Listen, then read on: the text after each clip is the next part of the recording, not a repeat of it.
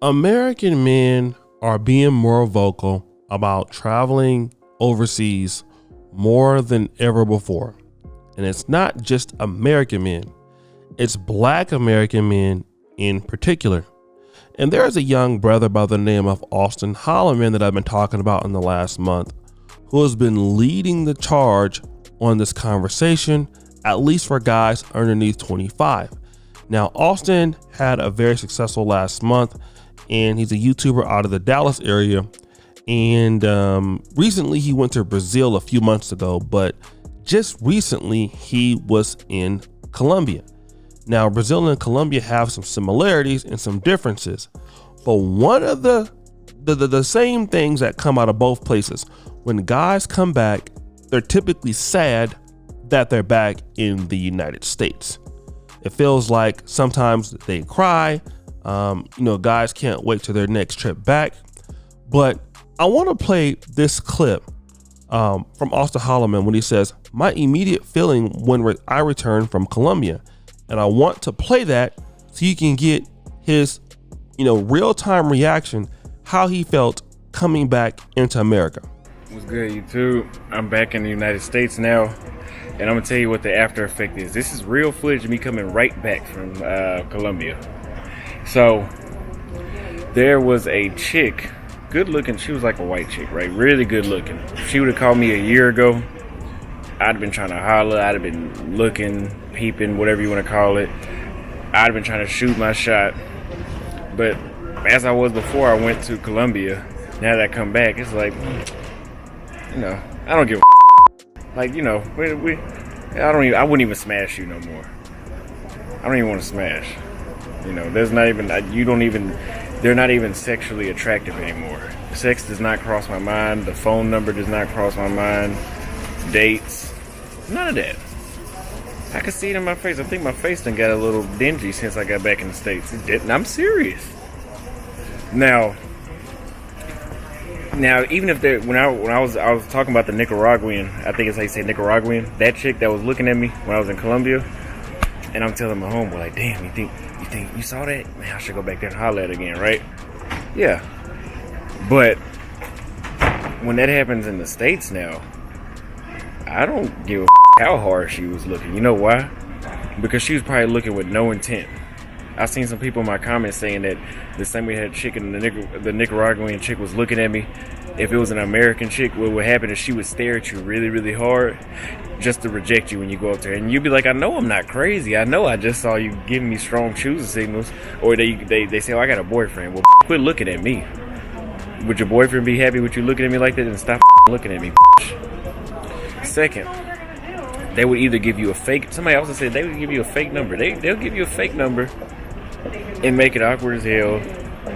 And it's like, all that for what? And I'm saying that to say, when you go overseas, you're a lot more confident with those women because you know that they're moving with intent. Whether if it's just to have a good time, marry you, date, whatever, you know that they have some sort of output coming out of the situation. All right, let me just kind of break this down before I read one of the comments there. And he talked about the fact that once he's back in the States, he even saw an attractive white lady on the plane. And he said, if it was a year ago, man, I would have said something. I would have wanted to talk to her. But after being in Colombia, I don't even want to waste my time.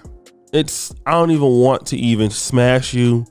I don't even want to get your phone number, just because I have the feeling that it's not going to go anywhere and it's going to be a lot of games. So what's the point in me even talking to you when I can just wait to go back to Colombia or wait to go back to Dominican Republic and actually do something? But now here's what he said, right? That's also unique. He said he caught a woman from Nicaragua staring at him in Colombia. And typically that is what most people call a choosing signal. I mean, it's happened. I mean, every guy has, experienced it on his good days, stuff like that. And, but in America, if you go up and talk to them, he realizes that many times these women have no intention. So they're giving you a choosing signal, but there is no intention. Now, somebody's going to say, well, she gave him a choosing signal and he walked up to her and he was weird. I don't necessarily know if that's the case, but what happened is, he'll catch a lady looking from the States. He'll walk up to her and say, "Hey, how you doing? What's up?" And the lady will say, "Well, you know what? I got a boyfriend." So he was like, "Well, why are you staring at me?" Okay. But what's the point? Like, you already have a boyfriend. I'm pretty sure that he wouldn't appreciate you giving me this choosing signal when you're already taken. But he says something very unique. He says in foreign countries, women have somewhat of an intention when they're dealing with you, right? The intention is to do something, whether it's marriage, dating, to give you an opportunity. When a woman overseas is giving you an opportunity, it's legit. And that's the actual thing that a lot of guys are talking about. A lot of guys are tired of dealing with women where there is no real intention other than wasting your time. And that's why a lot of guys have given up. I know what you're going to say. Some of you guys will. That don't happen to me. You guys are just complaining. But I think there's some truth to it. Women play games everywhere in the world. It's not just an American thing. But the difference in America is that the games are a little bit more perplexed, I would say, on average. All right. There's a lot less respect for men's time. There's a lot less respect for men's emotions. And I want to even look at this particular comment here on his channel by a guy by the name of Official Kobe. He says this, exactly. I've only approached one girl since I got back to LA from Medellin in June. I was already done with these US women, but I thought, why not try one more time just to make sure? I kid you not. I set up a date with this girl, planned everything out, and of course she canceled last minute. All I could do was laugh. I haven't talked to any women since. I'm going to visit Cartagena next month. I can't wait to leave this place. Guys, out here, we'll say it's a numbers game. Not realize that the women out here think it's a video game and these dudes are the characters getting played. Get your passports and stop wasting your time. Which is very similar to what to say. Like, hey, listen, men play video games for fun. Women typically play guys. And I think that's something to look at. Guys feel like, all right, I'm going to get up and try to deal with her and waste time. When I can save that energy, I can go over to Medellin, and obviously the women we're going to look much better. I don't have to worry about any Me Too things. I'm saving less money when I'm going over there. And even Austin talked about that later on in the video. Things are cheaper. Things are more affordable. Your life is more or less stress-free.